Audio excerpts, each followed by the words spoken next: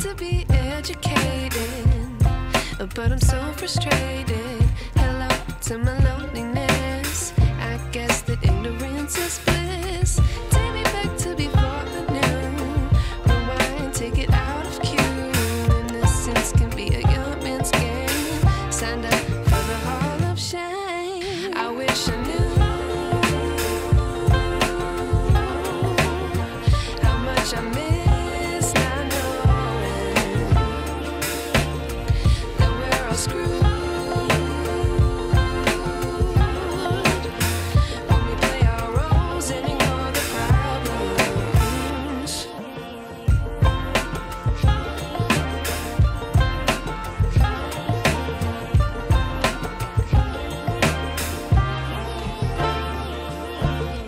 I like to be weighing my patience. Stay up, I feel so outdated. How can we look the other way? Sun is out, but the sky is gray. What would happen if I took a chance? It's always hard at first glance. I don't wanna, but I know I gotta do it.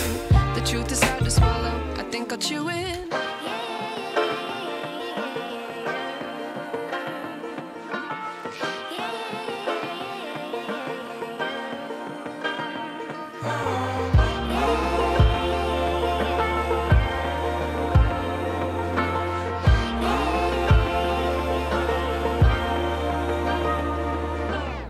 I wish I knew.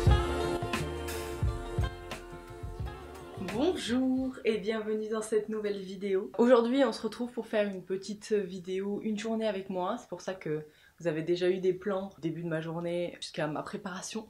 Aujourd'hui c'est un peu une journée, j'ai du boulot, il faut que j'aille déposer un colis, donc on ira se balader dans Lyon. J'espère qu'il ne va pas pleuvoir parce qu'on oscille entre le plein soleil et le tout gris, donc on verra. En attendant là il est presque 11h et j'ai du boulot pendant au moins une bonne heure je pense. Ensuite on commencera à faire à manger, on mangera, on s'occupera des plantes, mais au moins ça vous fait un petit vlog journalier avec moi. Je trouve que c'est cool aussi. Il y en a pas mal qui me demandent ce que je fais de ma journée. Eh bien, nous y sommes. On va laisser Bananette dormir. Il s'est recouché comme tous les matins. Il se recouche. Je vais installer mon petit spot de bureau sur ma table à manger et refaire chauffer de l'eau pour me refaire un petit thé et c'est parti quoi.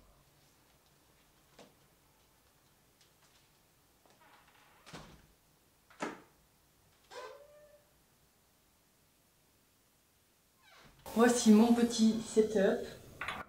J'ai un ordinateur portable que j'ai trouvé sur Choose. Si jamais ça vous intéresse de connaître la marque, n'hésitez pas à me le dire en commentaire parce qu'il faudrait que j'aille faire quelques recherches. Et ensuite, j'ai souris et clavier, un petit clavier vintage que j'ai trouvé sur le bon coin, ce qui est super cool parce que du coup moi j'ai un Mac et il y a des touches qui sont vraiment spécifiques à l'utilisation d'un Mac. Et en plus, j'ai des petits plugs USB sur les côtés. Donc ça me permet de pouvoir recharger mon enceinte qui est là. Donc en fait je ne touche plus du tout mon écran. Ça me permet d'être beaucoup plus à hauteur. Il y a vraiment une position à avoir quand tu travailles et c'est souvent à regarder loin. Alors qu'en fait souvent avec le tripod et l'ordinateur portable, tu te retrouves vite à avoir le cou vers le bas. Et en fait ça fait des douleurs au fur et à mesure. En tout cas moi personnellement j'ai vraiment ressenti la différence entre le fait de pouvoir regarder au loin pour travailler et devoir être comme ça avec le cou baissé, ça fait vraiment vite mal à la nuque. Je vais probablement vous faire un accéléré parce que là il faut que je travaille. Aujourd'hui, hier soir d'ailleurs, je me suis fait une petite to-do pour pouvoir prévoir un peu ce que je devais faire aujourd'hui. Du coup ça c'est ma to-do. J'ai un petit carnet comme ça avec la possibilité d'écrire et j'aime bien me faire des to-do papier, même si j'ai un logiciel qui est complètement fonctionnel et avec lequel je peux tout à fait réaliser la même chose, mais je sais pas pourquoi j'aime bien me le mettre sur le côté là à gauche, même parfois je me les colle ici. Ma table à manger devient pour un petit temps mon bureau. Donc aujourd'hui je dois bosser pour un client là ce matin, j'ai cette vidéo à réaliser, ensuite je vais commencer à écrire, je pense que je vais pas commencer, je vais terminer mon article sur les plumbagos, l'entretien du plumbago. Au moment où cette vidéo sort, l'article est sorti samedi dernier, donc je vous invite à aller le voir si ça vous intéresse. J'ai lancé une nouvelle rubrique pour l'entretien des plantes d'extérieur sur mon site. C'est un truc que je voulais faire, mais je voulais attendre d'avoir l'expérience en plantes d'extérieur pour pouvoir vous proposer. Donc là, je vais proposer que des articles de plantes que je maîtrise. Donc ça, c'est cool aussi. Pour l'instant, je pense que ça sera au début très spécifique pour les plantes plein sud et au fur et à mesure, ça viendra en fonction de l'expérience que je vais acquérir. Et ensuite, j'ai du montage, j'ai au moins 2 vidéos à faire. Ce que je fais, c'est que je priorise mes to-do, j'ai mes to-do du jour. Que vraiment là, ça je dois le faire en priorité. Je commence à monter le podcast pour la semaine prochaine et j'ai des enregistrements audio aussi à faire. J'ai pas encore réalisé d'outro pour le podcast. Un outro, c'est la petite phrase qu'on dit à la fin, qu'on remercie. Et sur les podcasts, souvent, on invite les gens à s'abonner. D'ailleurs, si vous n'avez pas encore écouté mon podcast, je vous invite à le faire. Le lien est en description. J'ai sorti 2 épisodes. Il y a l'épisode 0 qui présente un petit peu le concept en lui-même et de quoi on va parler dans le podcast en général. Et l'épisode 1, c'est le premier. Celui-ci est avec 2 copines à moi qui s'appellent Colline et Alice. Et on parle du fait de vivre à l'étranger. Voilà, ce sont des échanges entre humains, entre copains. Moi, en général, je pose des questions qui me taraudent, on échange sur des sujets, ça peut arriver qu'on débatte sur quelque chose de beaucoup plus général. N'hésitez pas à aller voir mon podcast, il s'appelle La tête à l'envers. Vous pouvez le suivre sur les réseaux sociaux ou alors vous pouvez directement aller le chercher sur les plateformes de streaming à La tête à l'envers. Sur ce, et si on arrêtait de parler et qu'on faisait un petit peu d'ASMR clavier?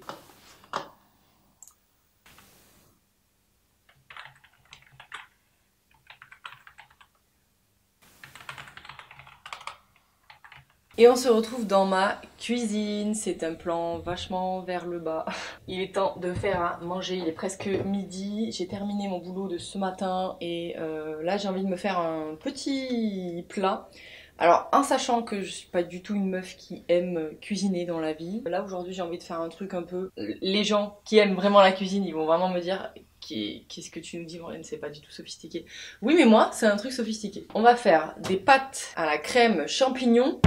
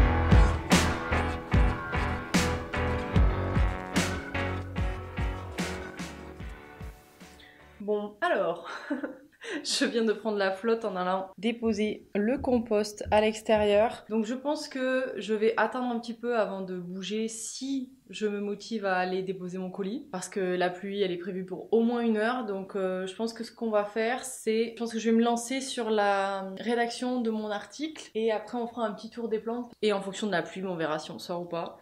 Sinon, on ira ce soir ou demain, mais vous ne serez plus là. J'avais envie de faire un petit tour des plantes avec vous parce que là je viens de regarder juste en 2 secondes. C'est toujours quand je veux aller un peu vite et que je veux vérifier si tout le monde va bien que je me rends compte de dingueries. Forcément, sinon c'est pas drôle. J'ai mon philodendron mamey qui est plein d'araignées rouges, donc je viens de le coller à l'humidificateur. Littéralement il est dessus, alors qu'à la base il est juste à 20 centimètres à peine. C'est vraiment... Moi, j'ai vraiment un gros problème avec les araignées rouges et pourtant, il y a un humidificateur. Mais en ce moment, comme j'aère régulièrement, j'ai moins tendance à l'allumer justement parce que c'est un peu inutile. Il y a de l'air à l'intérieur qui rentre et du coup, ben, l'humidité que tu balances, elle s'en va. Je l'allumais moins et je pense que c'est une erreur là parce que justement, j'ai un pôle, je vais vous montrer juste après, auquel ben, j'ai vraiment beaucoup de plantes qui ont besoin d'humidité et c'est pour ça que j'ai mis le gros humidificateur à cet endroit-là. Il faut que je l'allume en permanence, il faut vraiment que je me dise que j'allume en permanence parce que les seules fois où je ne l'allume pas, il passe toujours ce genre de truc. Je me retrouve avec des araignées rouges en 2 secondes partout. Quand je galère pas avec les trips, je galère avec les araignées rouges. Et après, du coup, je me suis fait un petit tour. J'ai déplacé ce petit anthurium. C'est la Greenista qui me l'avait envoyé. Et il y a écrit un Magnificum X Dame Nature. Elle m'a dit en MP qu'elle savait que c'était un Luxurian avec lequel elle l'avait croisé.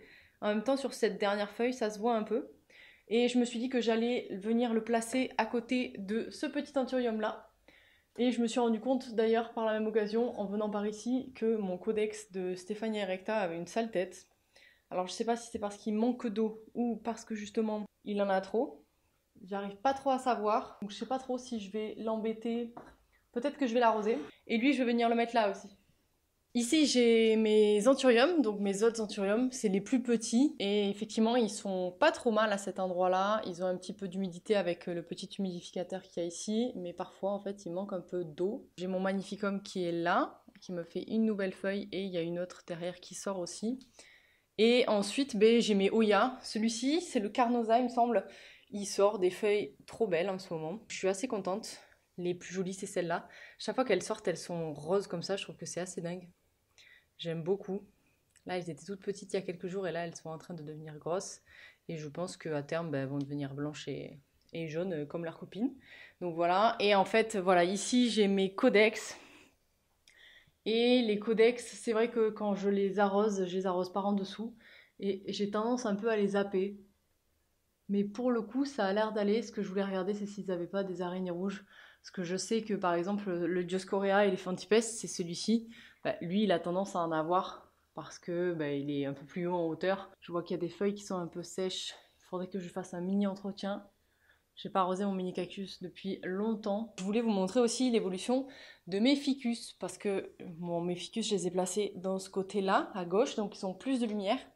Le Belize, il a vraiment apprécié. Eux aussi, ils ont eu des araignées rouges, c'est l'enfer. Les feuilles, elles sont vraiment abîmées. C'est vrai que je les pulvérise plus souvent aussi. Le Abidjan, donc ça c'est le Abidjan. Lui, je vais couper la tête ici. Là, je vais laisser, voilà, et j'ai coupé la tête ici aussi pour qu'il ramifie. Le Belize, donc c'est celui-ci, j'ai choisi de ne pas lui couper la tête. Et le Moonshine, il a eu un petit peu d'araignée rouge et c'est sa première feuille qui sort et qui va faire à la maison. Donc je croise les doigts. Taillé aussi, il me semble qu'il y a encore des araignées rouges là. C'est relou ça, vraiment. Je sais pas trop, parce que bah si, je préfère quand même les araignées rouges aux trips, mais là il a pas l'air bien quoi, Minette. En tout cas, ça va un peu mieux. Celui-ci, je l'ai arrosé parce qu'il faisait un petit peu la tête. Là, il est un peu plus lourd, ça va. C'est vrai que là, avec le rythme, la chaleur qui part, il fait de plus en plus chaud et puis des fois il fait froid. L'arrosage, c'est pas évident. Et en plus, il y en a certaines qui ont eu des rempotages, donc au niveau de l'arrosage aussi, on sait plus trop quoi faire. Bon, alors ça, c'est mon bégonia. Lucerna, je crois. Lui, pour le coup, je l'ai rempoté il y a un petit temps. J'ai mis une petite bouture en bas aussi. J'ai juste vu qu'il y avait quelques feuilles qui étaient un peu abîmées. Ouais, je pense pas que ce soit la faute des araignées rouges. Je l'ai rarement vu avec des araignées rouges, mais il a de très belles feuilles. Il a arrêté de me faire des fleurs, bien sûr. Il est vraiment canon de loin. Donc voilà. C'était juste pour vous faire un petit aparté sur le fait que des fois, les araignées rouges, c'est relou aussi. Et en plus, à côté de ça, j'ai des plantes qui poussent. J'ai mes philodendrons gloriosum qui poussent, mais en fait, avec la menace des araignées rouges qui sont toutes proches, j'ai un peu peur qu'ils n'arrivent jamais à sortir ou alors qu'ils sortent malades. Et ça me saoulerait, je pense. Donc c'est pour ça que là, je fais une full fixette sur cet espace-là. Je vais vous le montrer. Voilà, ici, en fait, j'ai ce pôle de plantes qui est tout proche de l'humidificateur. Donc mon mamey, celui qui est plein d'araignées rouges, il est là. Il est piqué de partout, en fait. C'est la dernière feuille, celle-là, j'avais même pas vu qu'il était piqué. Et en fait, il est là, quoi. Il est juste là. Et là, je l'ai collé dessus pour qu'il s'en prenne plein la tronche. La pluie a cessé, mais je pense qu'il ira faire un petit tour dehors aussi. Et puis surtout, j'ai Big Mama Monstera variegata à côté, donc j'ai aucune envie qu'il y ait des araignées rouges sur elle. Après, je sais que les alocasias qui sont ici, ils en ont régulièrement, mais les alocasias, ils ont pas tendance à les filer trop facilement aux anthuriums et tout ça. Mais moi, j'ai plus peur des philodendrons. Les philodendrons, ils sont assez fragiles à tout ça. Ah, j'ai une nouvelle feuille qui sort ici, qui galère comme d'hab. Le mélano ici aussi, il est toujours infecté, c'est un enfer. Alors qu'il y a un humidificateur là. J'ai vraiment un problème chez moi et en tout cas l'été a même pas commencé donc ça va être pire. Mais bon, on fait avec, hein. De toute façon elles sont obligées. Mais on va dire que franchement celui-là de Glow, ça fait un moment qu'il va bien. Donc, et vous savez quoi? On va toucher du bois. J'espère que ça ira bien aussi. Ça c'est mon nouveau Glow, c'est mon plus petit. Et je l'ai acheté en même temps que le Mamey, c'est pour ça que je suis un peu deg que le Mamey il ait chopé des araignées rouges. Sinon, à part ça, ce poste va bien. J'ai ma Zébrina qui a décidé de me refaire une petite feuille. Et j'ai mon Philo White Princess aussi que j'ai carrément dénudé parce que vraiment il avait des feuilles qui étaient très abîmées à cause des araignées rouges encore. Ça m'a l'air d'aller là. Mais bon, heureusement qu'il y a l'humidificateur. Et mon gros Anthurium Magnificum. Lui, il est très beau lui. Je l'ai pas rempoté encore. Est-ce qu'il serait pas en train de me faire une première feuille? Tout à l'heure d'aller de son côté. Là, j'avais supprimé, il y avait une grosse feuille qui était arrivée vraiment en mauvais état. Donc je l'avais coupée pour redonner l'énergie à la plante. Je peux vous dire que je vais humidifier à fond cet espace. Et je me suis rendu compte que je zappais des arrosages d'anthurium aussi. Qu'en fait, ils avaient le bout qui séchait. Celle-là aussi, j'avais pas vu. Mais sinon, en vrai, ça va, j'ai pas de grosses catastrophes au niveau maladie. Celles qui m'ont saoulée, elles sont dehors.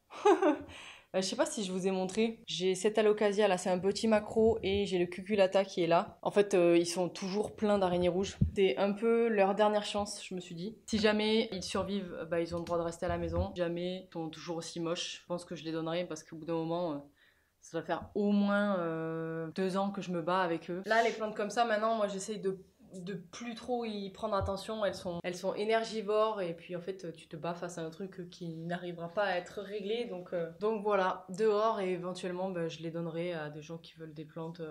Elles pousseront bien chez eux, mais moi je pense que la problématique c'est que les araignées rouges ici c'est très compliqué et s'ils n'arrivent pas à s'en sortir, tant qu'ils aillent dans une nouvelle maison. Comme là, j'ai pas mal de boulot sur l'ordi à faire, je pense que je vais arrêter ce petit vlog ici. Sachez que c'est souvent ça, ma vie. Rester à la maison et travailler sur mes projets. Pas que ça, des fois je vais courir et là je suis allée courir hier soir. Pas forcément une journée très, pas trop comment vous expliquer, mais bon, il y a des journées comme ça où c'est plutôt tranquille à la maison. Je prends le temps de faire à manger, je prends le temps de me faire un bon dessert. Je passe un long moment au potager le matin, puis je fais un petit tour des plantes. J'avance sur mes projets de montage, donc je vais m'y atteler. J'espère que cette petite vidéo vous a plu. Je peux comprendre que ce soit un peu différent comme contenu et en même temps, moi je trouve que ça cool parce qu'il y en a souvent qui me posent la question de comment sont rythmées tes journées, comment tu bosses, qu'est-ce que tu fais. Je préfère pas vous mettre de paillettes. Là c'est vraiment, c'est la vérité, c'est ce qui se passe très régulièrement. J'essaye d'avancer un max sur mes projets, de les développer, de faire beaucoup de recherches. Donc effectivement c'est beaucoup de temps devant un écran. C'est pour ça que ce matin, le fait d'avoir pris le temps d'écrire dans mon petit carnet, ça m'a fait au moins une bonne pause. Je pense que je suis bien restée 1h30 sans téléphone. Je peux vous dire que c'est rare. Parce que même le soir, en fait, j'aime regarder des émissions, j'aime regarder Twitch, j'aime regarder des vidéos YouTube ou alors des séries. Et c'est vrai que les écrans, ils sont quand même très très présents dans ma vie. Je pense qu'on peut dire que je suis accro à mon téléphone. Et pour autant, aujourd'hui, je n'ai mis qu'une seule story pendant cette vidéo parce que j'ai un autre plus ou moins écran face à moi. N'hésitez pas à me dire si ce genre de contenu vous plaît parce que ça change un petit peu. On parle de plantes mais on parle aussi de la vie. Voilà, c'est différent. Moi je m'amuse un peu aussi. Merci d'avoir regardé cette vidéo. N'hésitez pas à la commenter si ça vous a plu, à liker et on se dit à la prochaine. Salut!